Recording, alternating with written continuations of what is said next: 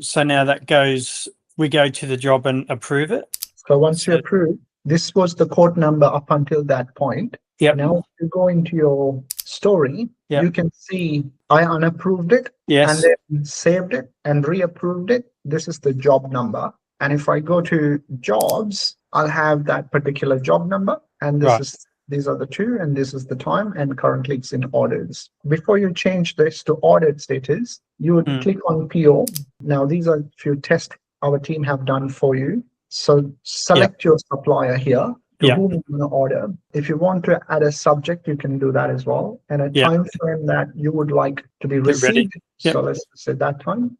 You click on add. So that gives you a PO number. And then you go in there and you choose which one. Are you going to send the Ziptrak order or a shutter order? So let's say this particular supplier is for Ziptrak. You add the Ziptrak and email it. And same drill, you would do that again by choosing another supplier for the shutter order.